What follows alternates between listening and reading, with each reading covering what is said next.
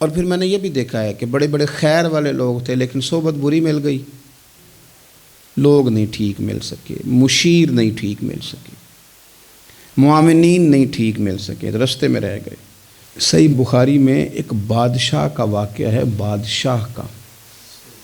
میں نے جب اسے پڑھا تو میں حیران ہی رہ گیا کہ یہ جو مشیر وزیر ہوتے ہیں یہاں تک لے جاتے ہیں بندے کو۔ وہ ہمارے ایک وزیر صاحب نے تھوڑے دن پہلے کہا ہے، بیچارے نا خبروں میں رہنے کے لیے اس طرح کی شرارتیں کرتے ہیں۔ اس کی وجہ یہ ہوتی ہے کہ ملک کا نظام تو چلتا نہیں، تو پھر وہ چاہتے ہیں کچھ لوگوں کو ادھر الجھا دو تاکہ وہ اصل سے ان کی توجہ ہٹ جائے۔ انہوں نے کہا جی قائد اعظم اسلامی ملک نہیں بنانا چاہتے تھے، تو کون سا بنانا چاہتے تھے؟ پاکستان کا مطلب کیا؟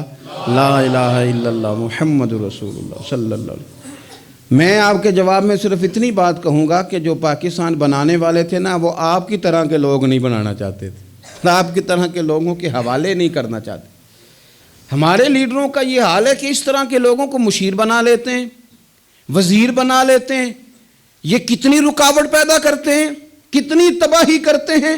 دیکھیے بخاری میں موجود ہے، ہرقل بادشاہ نے حضرت ابو سفیان رضی اللہ تعالیٰ عنہ، جو اس وقت ابھی کلمہ نہیں پڑھتے تھے، ان کو بلا کے نبی پاک علیہ السلام کے بارے میں ساری باتیں پوچھی۔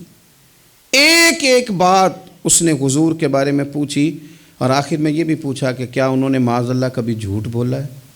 تو ابو سفیان کہنے لگے نہیں، قربان جاؤں، میری مخالفت اپنی جگہ پہ، لیکن وہ میرے سامنے پیدا ہوئے ہیں، 40 سال کی عمر میں اعلان نبوت کیا ہے، ان کی گود میں بیٹیاں کھیلتے میں نے دیکھی ہیں، ان کے مقدس بال میرے سامنے سفید ہوئے ہیں، محبوب نے جب بھی بولا حق اور سچی بولا ہے۔ اس کی نا طبیعت میں دین اتر گیا بادشاہ کی۔ اس نے اس کے جواب میں بڑا خوبصورت جملہ کہا، کہنے لگا جس نے بندوں سے کبھی جھوٹ نہیں بولا، وہ یہ جھوٹ کیوں بولیں گے کہ میں اللہ کا رسول بن کے آیا۔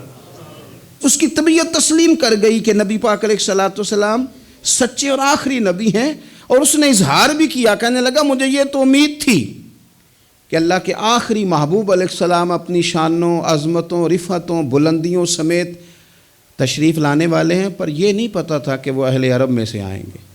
اس نے کہا میں جلدی سے حاضر ہو کے نا حضور کی اطاعت قبول کرتا ہوں۔ لیکن بادشاہ تھا نا، بڑا آدمی جو ہوتا ہے نا، وہ اپنے ماحول کو ذرا تھوڑا ساتھ لے کے چلنا چاہتا ہے۔ تو بادشاہ نے بھی نا اپنے جتنے اس کے وزیر مشیر تھے ان کو بلایا اور اپنے محل میں دعوت دی۔ ذرا انداز دیکھیے گا، اور خود بالا خانے کے اوپر چڑھ گیا، دروازے بند کر لیے، اور اوپر چڑھ کے نا انہیں بالا خانے سے جھانک کے کہنے لگا تمہیں بھی پتہ چل گیا، مجھے بھی پتہ چل گیا، اللہ کے آخری رسول تشریف لے آئے صلی اللہ تعالی علیہ وسلم۔ اب میرا خیال ہے کہ ہماری اور تمہاری بہتری اور بقا اسی میں ہے کہ ہم بیٹھے نہ رہیں، جلدی سے جا کے محبوب پاک کے دامن کو تھام لیں، حضور کی فرما برداری قبول کر لیں۔ اب جب بادشاہ نے یہ بات کی تو وہ جو وزیر تھے، مشیر تھے، ان کی حالت اتنی خطرناک ہو گئی کہ وہ تو دروازوں کی طرف دوڑے کہ کھولیں گے اور نوچ لیں گے بادشاہ کو۔ یہ کیا کہہ رہا ہے معاذ اللہ؟ اس قدر زیادہ ان لوگوں نے اظہار کیا استغفر اللہ معاذ اللہ دین سے دوری کا۔ جب بادشاہ نے یہ کیفیت دیکھی نا، اوہو، بندے دیکھ کے رب رسول سے دور رہ گیا۔ کہنے لگا نہیں نہیں بھائی، نہیں، میں تو صرف تمہیں آزما ہی رہا تھا کہ تم اپنے دین کے ساتھ کتنے پختہ ہو۔ ہم نہیں کہیں بھی جا رہے، ہم یہیں رہیں گے، یہی ہمارا دین رہے گا۔ ان وزیروں نے، مشیروں نے، دوستوں نے، قریبی لوگوں نے رسول اللہ کی غلامی میں نہیں آنے دیا۔ اتنا برا اثر کرتے ہیں یہ مشیر وزیر، اتنا خوفناک حال کر دیتے ہیں انسان کا قریب رہنے والے لوگ کہ سامنے کرم کا دریا بہہ رہا تھا، لیکن اس کی بدقسمتی دیکھو، وہ دور اس لیے رہ گیا کہ اس کے دوست ٹھیک نہیں تھے، مشورہ دینے والے ٹھیک نہیں تھے، قریب رہنے والے ٹھیک نہیں، یہ دور رہ گیا۔ اور نجاشی کلمہ پڑھ کے محبوب کا مسلمان ہو گیا۔